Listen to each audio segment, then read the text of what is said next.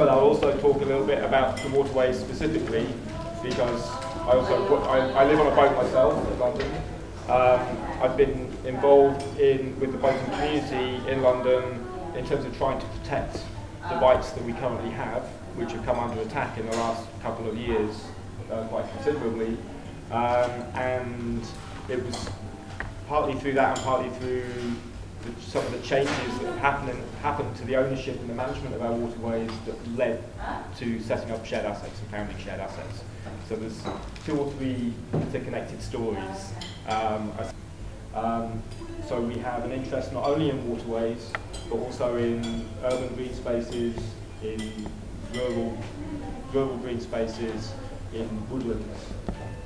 And we are set up in order to support communities who want to be able to manage those spaces productively. We're really interested in social enterprise forms of management where people are able to earn an income and make a livelihood out of managing the environmental spaces. And we're particularly interested where it's not possible for the community to own that land or that waterway, because it may be in public ownership, it may be in private ownership, or it may already be owned by a charity on behalf of the public. But for practical, environmental, political reasons, it may not be possible for the ownership of that to be transferred to the local community. So where we have large amounts of land and waterways where it's not possible for the community to gain ownership, how do we help communities to gain control and to be able to manage that asset for the benefit of the local community? And that could be through cultural activities, it could be through food growing, it could be through managing woodland for timber, it could be managing a waterway as an asset. So there's various different ways in which those assets might be managed for community benefit. We've just done a piece of work for the Forestry Commission, who are a government, a government body that owns and manages a large amount of UK woodland. And we've been working with them to, in the case of woodlands, there's an estimate that about 50% of our woodlands are undermanaged, which means that they are suffering in terms of their environmental quality and biodiversity because they're not being properly managed currently. The next kind of couple of years is persuading landowners that communities are capable of this, because one of the big barriers currently is that they will see this as being amateur, unskilled, unresourced, and they're the experts, so why should they allow a bunch of applicants to do this? So one of the things that we're looking to be doing is also to be holding up, providing a platform for those people who are doing this really well, in order to showcase how it can be done, how successful shared management, shared governance of these assets. Well, waterways is something that we're focusing on today, and it's an immediate experience for us. Yeah. So I think definitely what your vision is about the way waterways management is changing, and how you think, one, we should be organizing, because clearly there are forces that don't want the current state to continue. So in what ways are shared assets helping with that, and how can we protect our traditions? Because the big change that happened on waterways here happened last year. Difficult to wind back. When up until last year, the waterways were owned and managed by British Waterways, which was a public government body. So it was responsible to a government minister, and it was entirely publicly funded. Not entirely actually. It also had commercial income. It had that commercial income from a range of sources, partly from land that it operated as a developer, as a classic property developer. It delivers some services, so it delivers water. It's actually a water carrier, delivers water to a couple of cities. The canal paths are used as a route for cables also for TV and radio and data cables. So they gain income from wayleaves from companies who provide that space for cables to run into cities.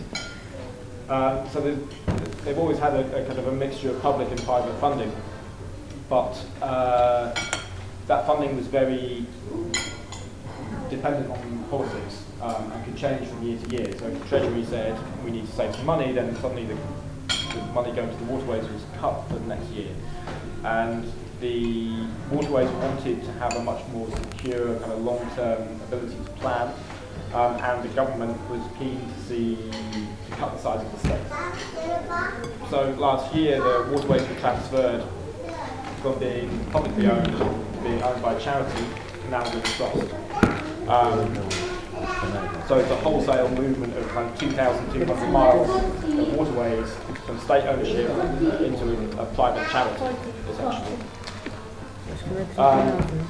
One of the other ways in which the waterways gets income is from the licences paid by boat owners. So, we might have covered this, but to own a boat you have to pay an annual licence fee.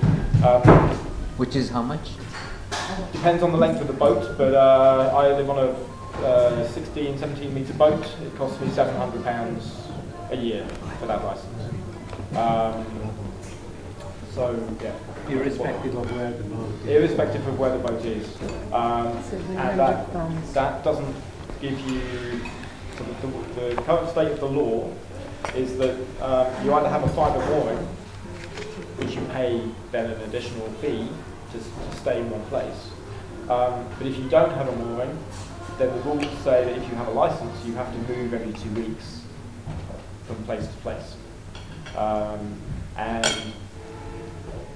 if those are really the only two kind of sets of rules, and provided that you satisfy those rules, you either have a mooring or you But people actually do this? They change place every 2 weeks? Or? It depends on the place. Yeah.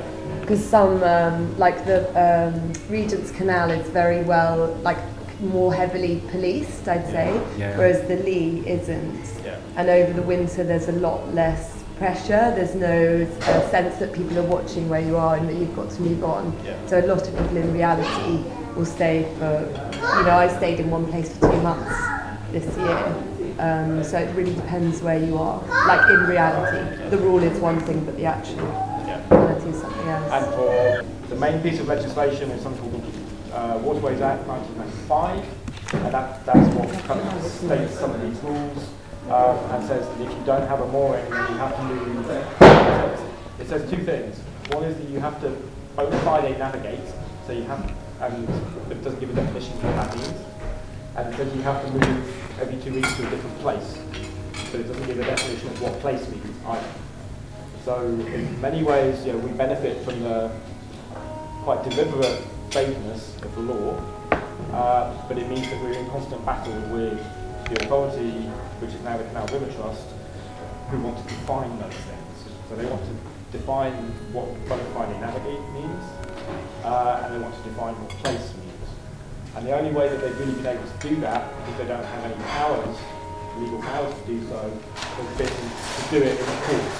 So to take people to court on a case-by-case basis and say whatever your movement has been in the last year has not been bona fide navigated. And also the only way that they do that is that they use that as being a way to withdraw your license. But that license is for the boat, not for the sailor. The license is for the boat, yeah.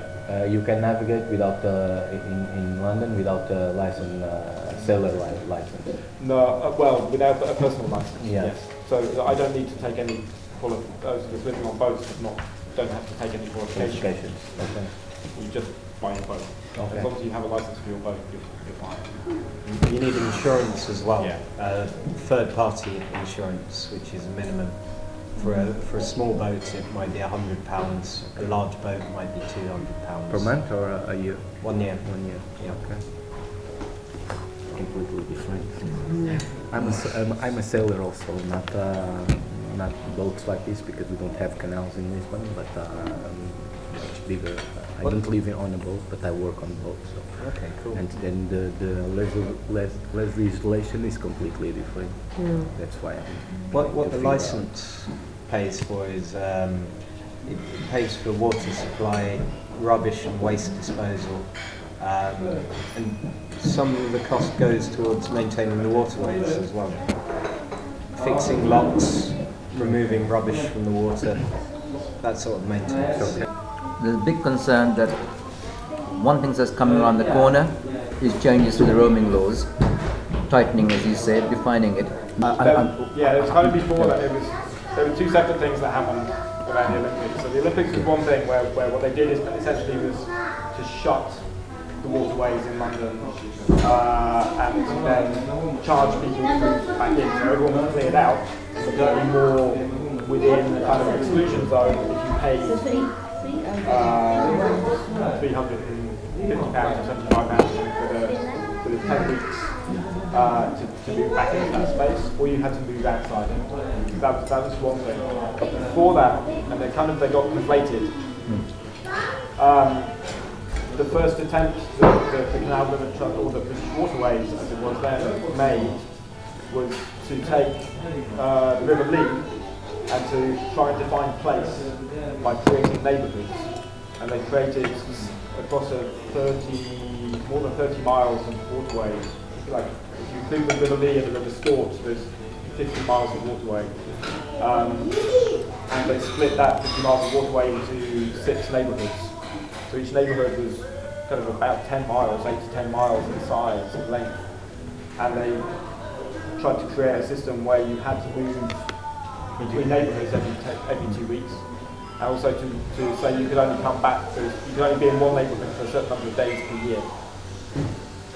And that would have made it impossible, I think, for most people to live on a boat if you wanted to work, or you had kids who needed to go to school, and you had to have that kind of amount of movement and that distance of movement as a condition of being on your boat. And what happened then was actually that galvanised the community to come together very strongly. There were 2 big community groups formed, boats of over 100 each, one on the lower Lee in London and one on the upper Lee, which is kind of outside of London around Hertford. And those 2 groups campaigned over 12 weeks to create arguments basically as to why that would force people off the waterways, but it would also be damaging to the waterway itself, because it would create, if everybody complied with those rules, it would create environmental damage, it would create wear and tear on the system, it would damage fish life, so it wouldn't be a practical solution either. The canal system fell into disrepair in this country completely until the middle of the last century, and it was restored largely by people who wanted to use it as a leisure facility, so people who wanted to holiday or take their boats around the system. And it was restored largely by voluntary effort by people who wanted to do that. In some cases digging it out by hand to restore stretches of the canal. But what's changed over time is that because of the housing crisis, because it's a decent way to live and a sustainable way to live, more and more people have moved on to the waterways as a place to live, not as a place to holiday. And so there's a conflict between those people who see it as being a leisure facility and those people who see it as being a place to live. And the Canal and River Trust and British Waterways have never managed to really properly reconcile those 2 things. And so that conflict probably defines most days. Could you explain more about how a dynamic will have changed since British Waterways became a charitable organisation? I heard it might be easier for them to close specific moorings in areas that they might deem, I don't know, attractive for visitors. Yeah. I think that's a complicated argument, because the Canal and River Trust is still operating under exactly the same legislation that British Waterways was. So it has several different acts, one of which is the Waterways Act, the other main one is the Transport Act, which is like a 1963 piece of legislation that gives it some rights to levy charges and that sort of thing. I think that it, as a public body, what it was probably more required to do things like kind of acquiesce to freedom of information requests. So it's required to be more transparent as a public